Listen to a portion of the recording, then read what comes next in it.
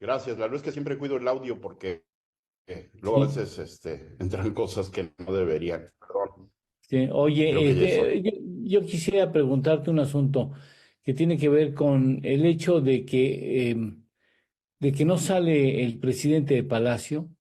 Y yo te digo esto como psicólogo que terminé la carrera, que a mí me parece que refleja mucho su ánimo con respecto a dejar el poder, el hecho de que no abandone la residencia oficial del Palacio Nacional y que la presidenta entrante tenga que empezar su mandato viviendo en su casa, cosa que no es malo, pues, pero finalmente dice mucho el hecho de que no se haya salido con anticipación adecuada o correcta.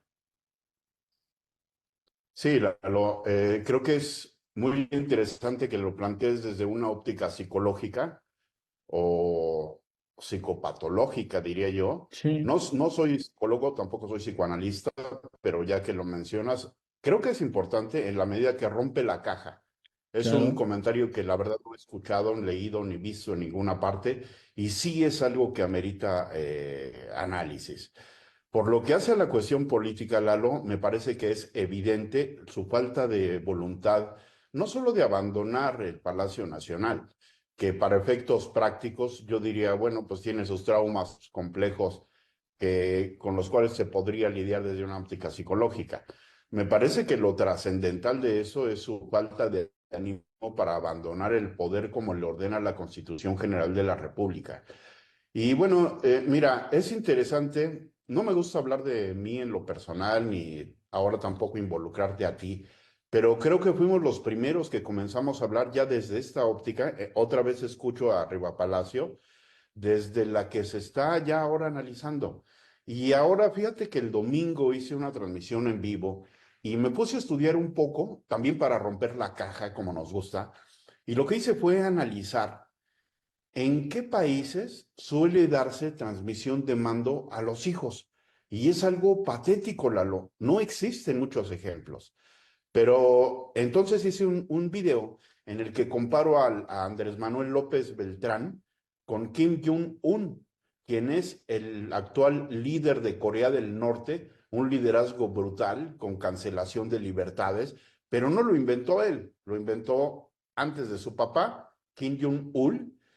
Kim Jong-il, perdón, murió en 2012 y a partir de entonces asumió el poder Kim Jong-un. Bueno, te quiero decir algo importantísimo. ¿Sabes por dónde les metió a los coreanos Kim Jong-il a su hijito? Se los metió por el partido.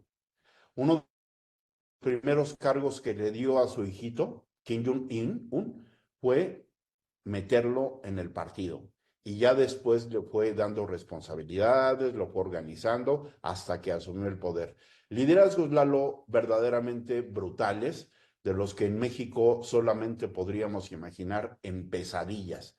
Ni siquiera en los tiempos más brutales del PRI hemos vivido circunstancias similares a las de Corea del Norte.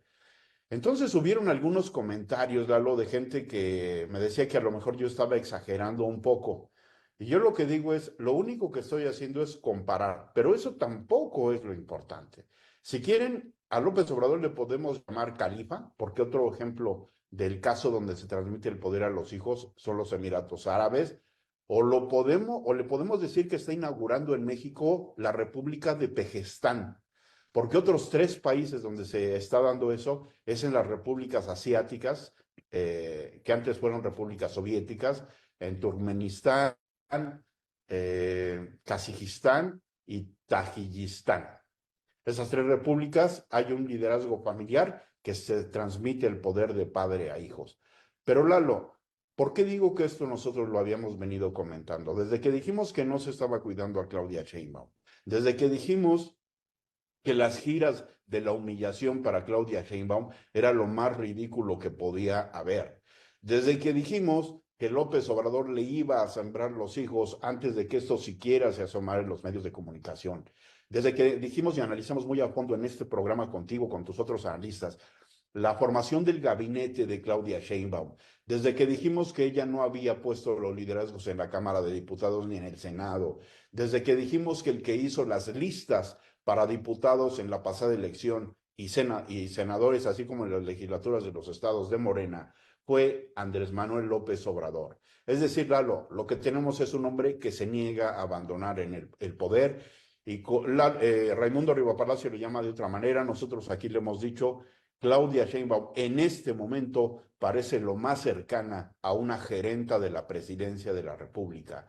Se están moviendo cosas importantes, porque otro tema, Lalo, del que hablamos a gran detalle, fue lo que iba a suceder en Morena. No es casual el nombramiento del hijo de López Obrador, por supuesto. Quien quiera verlo con la mejor voluntad, lo felicito y le aplaudo. Esto no es casual. Esto es un esfuerzo claro para mantener el poder. Mencionamos también las dos secretarías clave, la de gobernación y la de bienestar. En bienestar porque es ahí donde está el dinero y en gobernación porque es el brazo para mantener presencia y control de la República. López Obrador no solamente no se quiere ir del Palacio Nacional, Lalo, López Obrador no se quiere ir del poder. Hay algo, ya que estudiaste tu psicología, a lo mejor tú nos ayudas aquí a revelar algunas de las cosas profundas de la mente. ¿Sabes qué hizo López Obrador cuando llegó a Los Pinos, a Palacio Nacional? No, Sembró una ceiba. A la gente que no haya escuchado ese nombre le voy a decir, la ceiba es un árbol mítico en las regiones del sureste mexicano. En Morelos, donde vives, es un árbol que se da precioso, es un árbol impresionante y es un árbol mítico, Lalo. Es un árbol al que se le atribuyen cuestiones de brujería blanca o negra, según se quiera. Y alguna vez por curiosidad hice el recorrido de Palacio Nacional que nos permiten hacer, no entrar a Palacio Nacional como tal, sino que nos permiten hacer un recorrido del Palacio Nacional muy turístico. Y ahí la guía habla de las ceibas y la provocas un poquito. Y ella decía que por las noches decían que se aparecía una mujer de blanco. Yo no sé si esa mujer de blanco es la que López Obrador cree que va a extrañar o qué, pero tal vez haya ahí alguna de las razones por las que se niega a abandonar el poder. La que por supuesto no va a ver esto con gran simpatía, no lo puede ver, es Claudia Sheinbaum, Lalo. Llega con los brazos atados, con grilletes en tobillos y muñecas, con cadenas que la atan a Palacio Nacional, aunque no lo habite en principio, pero sí con una prácticamente ausencia de poder, con la cual le va a ser muy difícil lidiar con el poder. Lalo, estamos viendo también algo que habíamos mencionado también, y es posiblemente el inicio de un maximato de otra manera. Y el maximato fue lo que inició Plutarco Elías Calles con este esfuerzo para quedarse en el poder después de cumplir el mandato. Anécdotas y elementos para hablar de esto, Lalo, tengo muchísimos, pero te voy a mencionar solamente otro porque no quiero hacer que sea un monólogo. Mira, en algún momento de sus mañaneras, López Obrador habló de una fiesta, de un chivo. ¿Y sabes a qué fiesta del chivo se refería? Se no, no. refería a la novela de Mario Vargas Llosa, del dictador de la República Dominicana, quien, ¿en qué crees que se asemeja a López Obrador? En todo. Incluso el chivo hizo un testamento político. Él, a quien dejó al cargo del mando cuando él se muriera, era a su hermano. López Obrador habló de su testamento político. Sí, Incluso recuerdo que retó a Loret de Mola, quien había dicho precisamente que parte de su afán de herencia política era dejar a su hijito. Recuerdo que López Obrador lo retó a que intercambiaban propiedades y no sé qué payasadas, ya sabes, muy de su estilo, pero todo para negarlo. Y ahora lo que estamos viendo, Lalo, es que la fantasía se asemeja a la realidad. Nadie, absolutamente nadie, ni en la época virreinal de México, se había atrevido a tanto como este señor, al que a partir de hoy voy a tratar de ya no decirle presidente. qué barbaridad lo que señalas. Y déjame hacerte referencia. Lamentablemente no puedo em, expresarles a ustedes el nombre de la persona con la que ayer tuve una larga conversación por la noche, larga conversación de la noche. Es un hijo de un gran amigo mío, una persona que yo respeto y quiero mucho, que ejerce el periodismo y que lo ha hecho siempre con una integridad ejemplar, una persona de una sola pieza, muy honesto, bueno, honesto, no muy honesto, honesto, no puede ser muy honesto o poco honesto, se tiene que ser honesto, íntegro la persona, su hijo es, digamos, cercano a la 4T, amigo, hasta donde entiendo, amigo, no cercano, pero amigo de la presidenta de México, Claudia Sheinbaum, y yo le preguntaba, ¿tú crees que ella va a romper? Y él me decía, sí, no sé cuándo va a tener que hacer eso, pero evidentemente ella no participa de las mismas posiciones extremas que está adoptando el presidente de la República y llegará el momento en donde tenga que romper. Me queda perfectamente claro que ella va a romper porque además le atribuye una mayor inteligencia que el presidente que entrega el poder en pocos días más, cosa que no es difícil a observarlo, ¿no? Porque yo decía, lamentablemente llega como el presidente con mayor respaldo, superado por por su pupila, pero lamentablemente tuvimos un presidente aferrado a ver al pasado y incapacitado de ver con una visión de estadista el enorme futuro que tiene por delante el país, Rodolfo. Sí, Lalo, no solamente eso, sino además un egoísta, que a diferencia de lo que hicieron los gobiernos priistas, se esforzaban en transmitir, hacer una transmisión sutil del mando, porque un presidente no se convierte de la noche a la mañana en presidente, un presidente va tomando las riendas, va adquiriendo el poder. Y Claudia Sheinbaum, querámoslo o no, nos guste o no, la verdad es que nunca le hemos visto ejerciendo el poder. Siempre ha sido una o copia o mala imitación, o a veces dando hasta la impresión, discúlpame, todavía no es presidente y lo voy a decir, hasta de ser la asistente o la sirvienta de López Obrador. Alguien que no se ha mostrado, yo creo que con toda la intención de cuidar lo que tenía que cuidar, yo creo que conoce bien a López Obrador y quería llegar a la presidencia. Cuestionable o no, para mí no es cuestionable porque en política se vale de todo. Pero el hecho concreto es que no la hemos visto ejercer el mando. Te voy a decir algo que nos demuestra la historia. Los rompimientos no se dan necesariamente porque al presidente que entra le caiga gordo el anterior o le fastidie que tenga sus grupitos o que lo esté friegue y friegue por el teléfono. No, no se da por eso.